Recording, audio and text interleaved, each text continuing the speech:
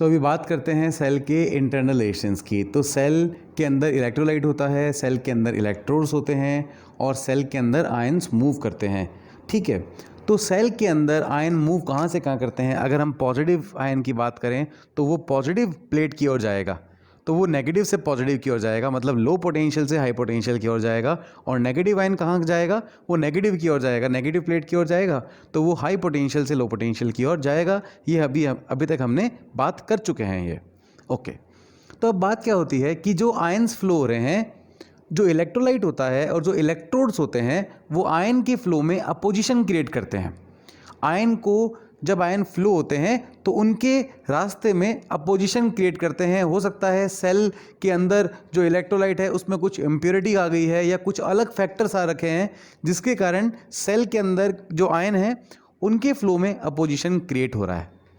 तो करंट में भी अपोजिशन क्रिएट होगा भाई। अगर आप मोशन ऑफ चार्ज के अंदर अपोजिशन क्रिएट कर देंगे तो करंट के अंदर भी अपोजिशन क्रिएट हो रहा है, और इसी को बोलते हैं रेजिस्टेंस। तो यही होता है इंटरनल रेजिस्टेंस। तो इंटरनल रेजिस्टेंस क्या होता है, आपको समझ में आया सेल का? तो इलेक्ट्रोड्स और इलेक्ट्रोलाइट जो भी आयन के फ्लो में अपोजिशन क्रिएट करते हैं उसी को हम बोलते हैं इंटरनल रेजिस्टेंस। तो यहाँ पर हमारी स्टेटमेंट है, internal resistance of a cell is defined as the opposition offered by the electrolyte and electrodes of a cell to the flow of current through it. Okay, तो यहां पर हमने देख लिया है इस इंटरनल रेजिस्टेंस को हम किससे डिनोट करते हैं? स्मॉल r से डिनोट करते हैं। दूसरा, इसकी यूनिट क्या होती है? रेजिस्टेंस की यूनिट ओम होती है। ईएमएफ की यूनिट क्या होती थी?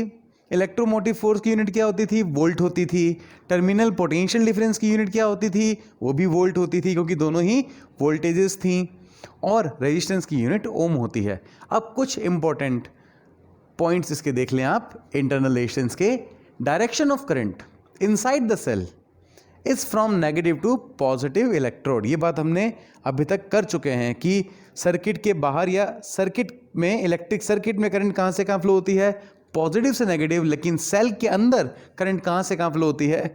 नेगेटिव से पॉजिटिव। ये क्लियर हुआ आपको? Okay. A cell of EMF E and internal resistance R is represented as, ठीक है, एक ऐसा सेल जिसका EMF E है और इंटरनल रेजिस्टेंस स्मॉल r है, हम उसे इस तरह से रिप्रेजेंट करते हैं। अभी हमने सर्किट में ये देखा था। उसके बाद आगे देखते हैं, internal resistance of a cell increases with the passage of time and usages of the cell. देखिए, अभी हम लैब में भी देखते हैं, आप भी देखेंगे कि आज आपने एक लैक्लांसे सेल लिया और उसका कुछ आपने इंटरनल रेजिस्टेंस देखा। जैसे मान लो आपने 100 ओम उसका इंटरनल रेजिस्टेंस देखा। अब 3-4 दिन बाद उसका इंटरनल रेजिस्टेंस देखेंगे तो वो इंक्रीज होकर 120, 125 मतलब इंक्रीज हो जाएगा। तो आप देखेंगे टाइम के साथ इंटरनल रेजिस्टेंस इंक्रीज होता है, क्योंकि हो सकता है उसमें इम्प्योरिटी आ गई, और भी बहुत फैक्टर्स होते हैं इंटरनल रेजिस्टेंस को इफेक्ट करने वाले। ठीक है, तो टाइम के साथ इंटरनल रेजिस्टेंस इंक्रीज होता है। ओके, जैसे जैसे हम और ज़्यादा यूज़ करते हैं सेल को तो भी इंक्रीज होता है, उसके अंदर पोलराइजेशन भी होता है। तो वो चीज़ें बहुत ही कॉम्प्लिकेटेड हो जाएंगी, अभी हम इस लेक्चर में इस बारे में डिस्कस नहीं कर सकते। ये आपको इंटरनल रेजिस्टेंस और इतने पॉइंट आप याद रख लो, आपके लिए बहुत होगा ये। ठीक है, अगर कोई डाउट होते हैं आपको इससे रिलेटेड तो मुझे कमेंट में आप पूछ सकते हैं। Internal resistance of a cell increases with the decrease in temperature. Temperature decrease होने से भी इंटरनल रेजिस्टेंस इंक्रीज होता है।